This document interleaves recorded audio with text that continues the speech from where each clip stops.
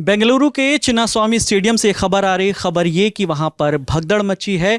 वहाँ पर फैंस इतनी बड़ी तादाद में वहाँ पर इकट्ठा हो गए थे, जिसके बाद आप ये जो तस्वीर देख रहे हैं, पुलिस को हल्का लाठीचार्ज भी करना पड़ा, जिसके बाद कहा जा रहा है भगदड़ मच गई थी। तमाम जानकारी के साथ रिया मौजूद है। रिया, बताइए सिलसिलेवार तरीके से क्या क्या हुआ।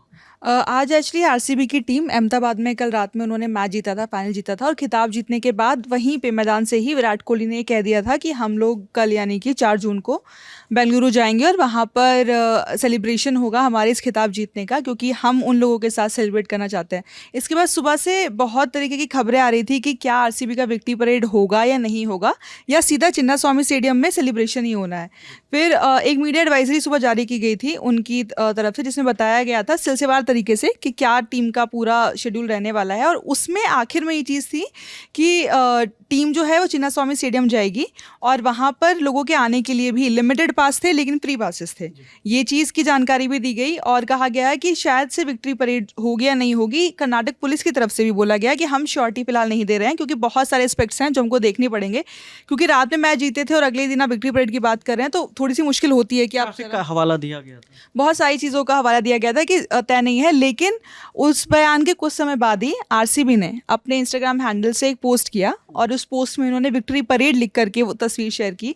और उसमें उन्होंने बताया कि हमारी जो टीम है वो जो वहाँ पर विधानसभा, जिसको लोग विधान सौधा बोलते हैं, वहाँ से लेकर के चिन्नास्वामी स्टेडियम तक 5 से 6 बजे के बीच में विक्ट्री परेड करेगी। और फिर 6 बजे चिन्नास्वामी स्टेडियम में एक पूरा कार्यक्रम किया जाएगा, जैसा कि वो लोग पहले भी जो उनका आमतौर पर सीज़न की शुरुआत में होता है प्रोग्राम, उस टाइप का एक पूरा प्रोग्राम होगा। उसके लिए पासेस की जानकारी भी दी गई कि लिमिटेड पासेस हैं, अगर आप आएंगे तो इस वेबसाइट से आप पास ले सकते हैं, इस तरीके की।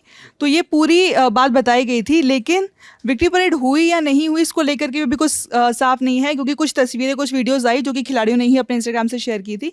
और उसके बाद अचानक से एक खबर आई कि चिन्नास्वामी स्टेडियम में ही इस तरह से भगदड़ मच गई है, क्योंकि बहुत ज़्यादा संख्या में फैंस वहाँ पर पहुँचे थे।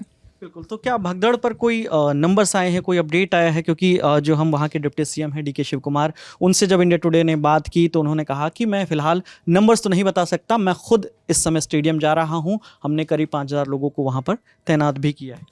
ऐसी फिलहाल सिर्फ अलग अलग जगहों से खबरें आ रही हैं कि 2 से 3 लोगों की मौत हुई है, लेकिन किसी भी तरीके की पुष्टि नहीं की गई है किसी भी अधिकारी की तरफ से, पुलिस की तरफ से। सिर्फ ये खबरें हैं कि हाँ कुछ लोगों की उसमें मौत हुई है, लेकिन क्योंकि फिलहाल किसी भी अधिकारी की तरफ से, पुलिस की तरफ से साफ तौर पर संख्या नहीं बताई गई है, तो पुष्टि नहीं की जा सकती। लेकिन हाँ ये कहा जा रहा है कि काफ़ी लोग चोटिल हुए हैं, कुछ लोग गंभीर रूप से चोटिल हैं और कुछ लोग ऐसे हैं जिनकी शायद से मृत्यु हुई है इसमें। बिल्कुल। तो तस्वीरें आपको दिख रही है साफ तौर पर, ये इस समय जो टीवी स्क्रीन पर चल रही है, कैसे फैंस अंदर जाने के लिए ललायत थे और उसके बाद पुलिस को वहां पर जो क्राउड कंट्रोल करने के लिए पुलिस को हल्का बल प्रयोग करना पड़ा।